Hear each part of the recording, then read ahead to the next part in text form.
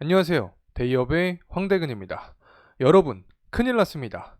잘 나가던 삼성중공업 갑작스러운 제동이 걸렸습니다. 때문에 이번 영상을 찍지 않을 수 없었는데 특히 이번 하락이 제대로 된 충격의 계기가 될 것이다. 역시 조선은 안 된다. 정말 다양한 이야기들이 나오고 있습니다. 이럴 때 제가 항상 하는 일이 있죠. 여러분의 궁금증이 발생할 때 제가 어떠한 모습들을 보여주었는지 이제 다들 아실 거라고 생각합니다. 오늘도 마찬가지입니다. 의혹이 생겼던 부분 영상을 통해서 모조리 풀어보겠습니다. 사실 삼성중공업은 굉장히 긴 이 사이클을 갖는 조선업, 그 과정 속에서 여러분들도 단기적인 흔들림은 다들 내성이 생겼을 거라고 개인적으로 보고 있습니다. 자, 그럼에도 불구하고 오늘과 같은 하락이 발생할 때는 그 이유가 궁금해지기 마련이라고 생각을 합니다. 특히 24년 7월 달까지 잘 달려왔던 이러한 흐름들, 8월 달을 계기로 어떠한 문제가 생긴 건지 궁금증이 들 수도 있을 텐데 하나씩 보도록 하겠습니다. 현재 나와주고 있는 이슈들입니다. 이 요인들이 바로 이 주가락의 가장 큰 요인으로 추정이 되고 있는 상황입니다. 이 기업의 단일적인 요소로는 스틸헤드 LNG가 이 삼성중공업과 시더 LNG를 상대로 특허 침해를 소송했다. 바로 이 점이 계속해서 뒷목을 잡는 것으로 보이고 있고, 이 조선업 전반적인 요소는 바로 후판 협상입니다. 이 상반기 조선사가 유리하게 마무리를 했지만 이후에 이 문제가 발생을 하는 상황인데 바로 현대제철에서 중국의 후판에 대해 반덤핑 제소를 한 상황입니다. 자, 이로 인해서 하반기 후판 협상에서 조선사가 불리하게 마무리할 것이다라는 의혹이 자리 잡혀 있는 상황인데 제가 직접 관계자와 이야기를 해본 상황입니다. 이 부분도 영상을 통해서 공개하겠습니다. 자, 마지막은 매크로적인 측면입니다. 이 사우디가 유가 100달러를 포기하고 증산 계획을 세우면서 유가 역시 강하게 하락한 모습이 나타났습니다. 이 조선주가 유가에 민감하기도 하지만 특히 FLNG 관련된 삼성중공업은 조금 더 직접적일 수 있다라는 말씀을 드렸던 기억이 납니다. 자, 그렇다면 과연 앞으로 삼성중공업은 어떻게 될 것인가? 자, 우선은 스틸헤드 LNG 관련된 이야기입니다. 직접 관계자와 통화한 내용 함께 보도록 하겠습니다. 네, 안녕하세요. 삼성중공 YT 맞나요? 예, 맞습니다. 자, 이런 식으로 삼성중공업 관계자와 직접 통화를 마친 상황입니다. 해당 내용들을 함께 보게 되면 일단 우선 이 캐나다 밴쿠버에 본사를 둔 LNG 개발업체가 바로 이 스틸헤드인데 현재 캐나다 시더 LNG와 이 삼성중공업을 상대로 특허 침해 소송 시작을 발표를 한 상황입니다. 특히 스틸헤드 같은 경우에는 이 LNG의 고유 기술과 지적재산권을 보호하겠다라는 주장을 현재 펼치고 있는 상황인데 이 삼성중공업은 시더 LNG 프로젝트에서 FLNG 설비를 수주를 한 이력이 존재를 하죠. 계약 규모 자체가 약 2조 원이기 때문에 자, 이 부분에 대한 수주가 무산이 된다라고 하면은 영향력이 클 수 있다. 아마 주주분들께서도 이 부분이 가장 궁금하실 거라고 생각을 하고 있습니다. 일단 관계자 측은 아직까지 소장을 받지 않은 상태다. 어떠한 내용인지 사실관계가 입증이 되지 않는 부분이고 추정을 해보면 이 캐나다 쪽에서 의도적으로 이 사실 확인이 되지 않는 내용을 기사화시키려고 하는 것 같다라는 말씀을 해주셨습니다.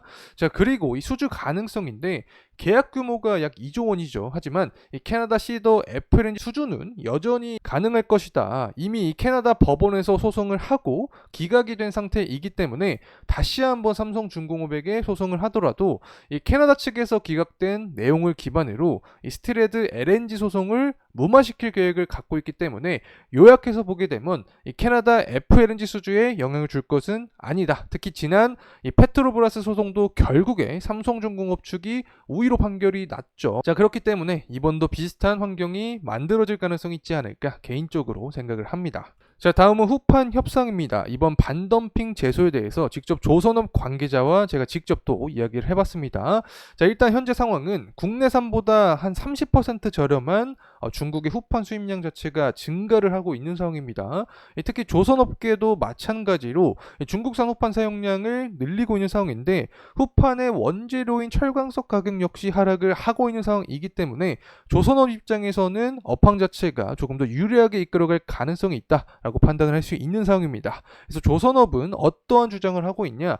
이 한국의 후판 가격은 현재 너무 비싸다. 이 철강 업체는 현재 업계가 좋지 않기 때문에 이번 하반기 협상은 조선업이 양보를 해야 된다라는 주장을 서로 반대 입장을 표출을 해주고 있습니다. 특히 현대제철 같은 경우에는 국내 철강업을 살리기 위함이다라는 내용을 바탕으로 중국의 저가우판 반덤핑 제소장을 이미 제출을 한 상황입니다.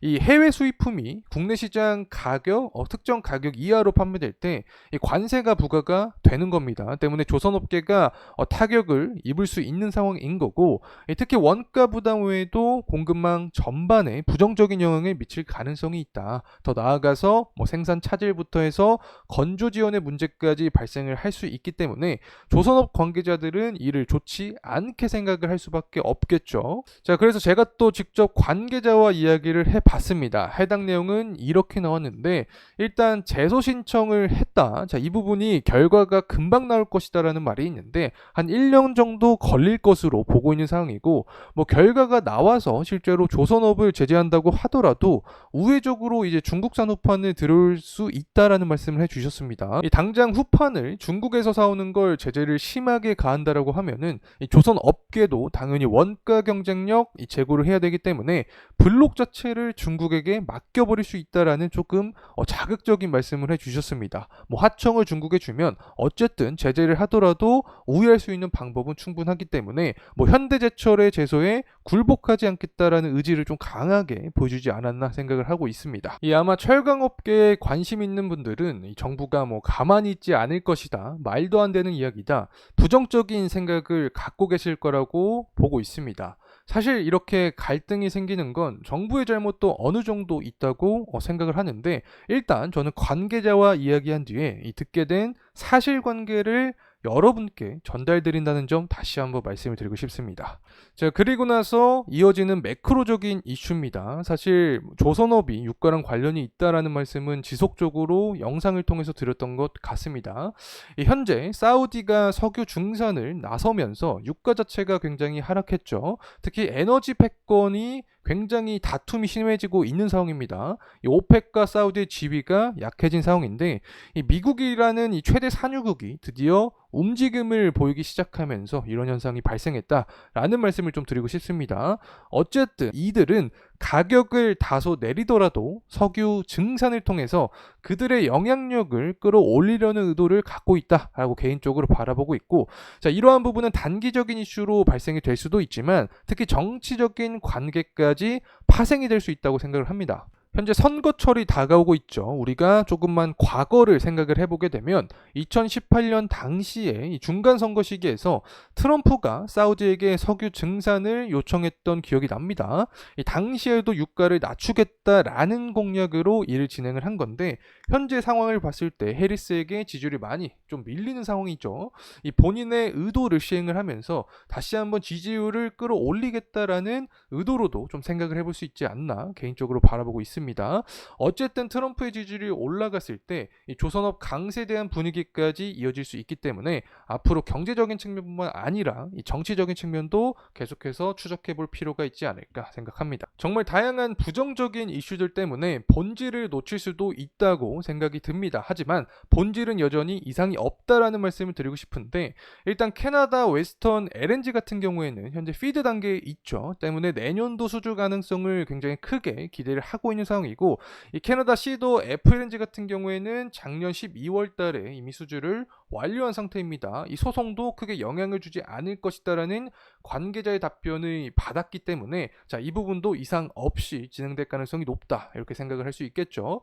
특히 모잠비크 코랄술 2호기 같은 경우에는 11월 달 혹은 12월 달 정도의 수주를 예상을 하고 있는 상황입니다. 특히 APA 계약 완료가 현재 마무리가 됐기 때문에 이 설계 작업 중에 있는 상태다. 수주를 기대해 볼 수 있다. 자, 이렇게 판단을 하면 좋을 것 같습니다. 자, 그리고 또 우리가 궁금했던 점이 있었죠. 바로 일회성 비용입니다. 이 들으신 매각 대금이라던가 SK 해운 관련된 소송 건수가 앞으로도 재무적인 측면에 계속해서 환입될 예정에 있기 때문에 영업이익이라던가 재무구조는 좋아질 확률이 더 크다. 2026년을 넘어서 27년까지 지속적으로 성장할 가능성이 큰 상태고, LNG와 이 FLNG 수주 랠리가 바로 실적 상승에 발판을 제공할 예정에 있다. 특히 올해 수주 목표가 한 97억 달러로 제가 알고 있습니다. 자, 이 부분도 초과할 것으로 기대가 된다는 점 말씀드립니다. LNG성 같은 경우에는 약 70척 수준 기대를 하고 있고, FLNG는 연간 한 척에서 2기 정도 수주 가능성을 예상을 하고 있기 때문에 이익성이 좋은 FLNG 관련된 추적을 지속적으로 할 필요가 있다는 점 다시 한번 전달을 드리고, 이 신조성가 지수 같은 경우에는 거의 역대 최고 수치인 2008년 9월 달과 거의 수준이 근접한 상황입니다. 그만큼 업황 자체가 굉장히 좋아졌다라고 생각을 할 수 있고, 계약 방식도 조금씩 바뀌고 있습니다. 조선사가 유리하게끔, 평소에는 원래 헤비테일이었죠. 조선사가 이 선박 인도를 할 때 잔금을 한 50% 수령하는 방식이었는데 변화가 되기 시작했습니다. 이 계약 시점부터 건조 단계에 따라서 20%씩 대금을 받게 되는 표준 계약이 많아지고 있는 상황이기 때문에 들으신 매각 대금이라던가 SK해운 소송 건수, 그리고 LNG와 FLNG 수주를 통해서 재무 구조가 한층 업됐다면 이번 계약 방식의 변화로 인해서 더욱더 실적적인 측면이 주목받을 가능성이 있다는 점 말씀을 드립니다. 자, 지금부터 중요한 것은 바로 이것입니다. 현재 기업의 본질은 변하는 게 없죠. 이 외부적인 충격으로 인해서 가격 역시 변동성을 보여주고 있는 상황입니다. 이 소송에 대한 이슈부터 원유 생산량 문제, 그리고 후판 협상, 난항에 대한 우려까지 불확실성의 심리가 반영된 상황인데, 환율이 상승하고 이 소송 의혹이나 이 반덤핑 제소에 대한 우려가 해소가 될 때 다시 한번 강세 흐름까지 이어질 가능성이 있지 않을까 생각을 합니다. 결국 시간이 지나면 본질과 기결될 가능성이 높다. 이 부분을 우리가 계속해서 생각해야 되지 않을까 개인적으로 바라봅니다. 자, 이상으로 삼성중공업에 불어오는 다양한 의혹들과 걱정들 영상을 통해서 해소해보는 시간이었습니다. 이 정세 자체가 빠르게 바뀌어가고 있기 때문에 변동성 역시 이 존재하는 상황 속에서 본질을 보면서 나아가는 것도 하나의 방법이 될 것 같습니다. 앞으로도 이 조선업과 삼성중공업은 저희 대기업과 함께 하시죠.